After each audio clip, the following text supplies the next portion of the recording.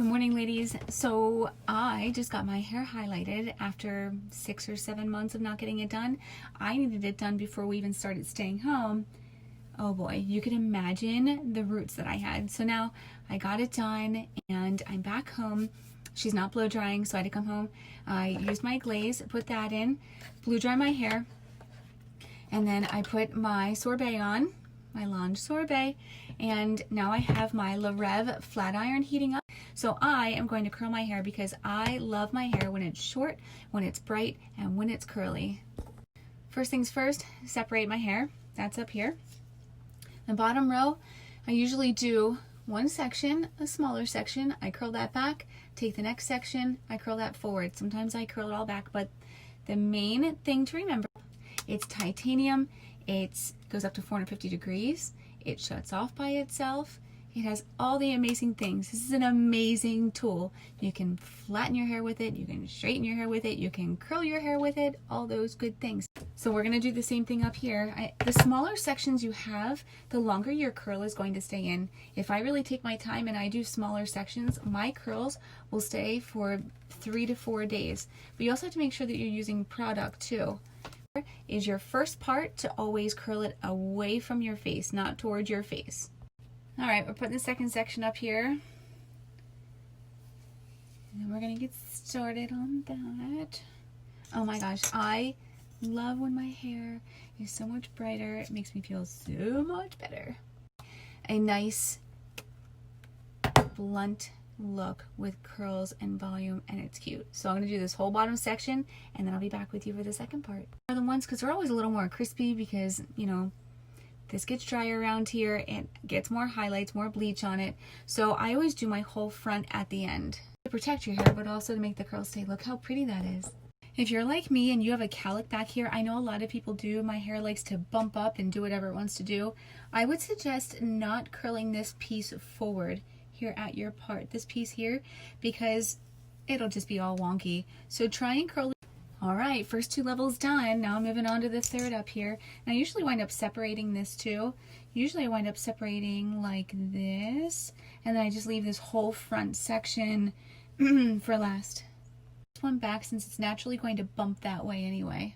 The next time Lange runs a sale, they were just running a sale. They're always running sales, which is awesome, but I'm totally going to be getting a crimper. Little fragile pieces out in the front on all 3 of the sections that I did, all 3 levels that I did. Just going to go through this kind of lightly here, not curl that one too much, and I'm going to do these other sections, and then we're going to do the front. While I'm doing this, I wanted to tell you, first of all, go buy one of these flat irons. They also have the ceramic one if you don't have hair like mine. If your hair is coarse, hard to curl, fine, I would get a titanium one. Plus, the ceramic ones don't have that automatic shut off, so this is just the way to go. Also, my next purchase is totally going to be a crimper from there. I think the crimped look is so stinking cute. So that normally means that these few pieces here, I wind up curling all of them away from my face. It just seems to fall better that way. Look how pretty those curls are, guys. All right, I'm gonna do my last one here. I'm still leaving these little. Now we're up to this dreaded front area for me. I am not good at curling this part, but what I do stick to is curling everything backward. So I just keep on taking it piece by piece and doing the best I can do and trying not to fiddle with it too much, because I don't know if you can see this or not, but I mean, my hair is pretty fried up front. You know, I just do a lot to it. So that one looks good. And I try to get more volume toward my root and not toward the bottom of my hair. I could just pull this, like twist it and pull it the whole way through, but that makes it straighter up here and curlier at the bottom, and that's not what I'm going for. I'm going for more curl like in this area and then straighter at the bottom. Pinky curl. I'm gonna flat iron this root a little here. It will fall where it wants to fall, and I'll play with it enough and it'll find its place. So the last thing I'm gonna do is I'm gonna take my marula oil, Lange, and I spray. I'm gonna do, and I do them all separately, because if not, you wind up with like this big wave right here. So I'm gonna do one piece and I'm gonna split this into 2 and do that. All right, so I'm gonna do this one last little piece here. I'm gonna take my wand upside down like this and curl it backwards because it gives it a little longer of a curl. And if I do it this way, it gives it a super tight. This on my hands, and it smells so good. I rub it together, and I just touch my hair because I don't want to make my hair oily. I want to be able to go, you know, 5, 6, 7 days between washing it, but it makes it look. All right, so you're going to go to the link in my website. You're going to click on Lange. You're going to go get yourself a Reve flat iron because it's the best stinking flat iron around.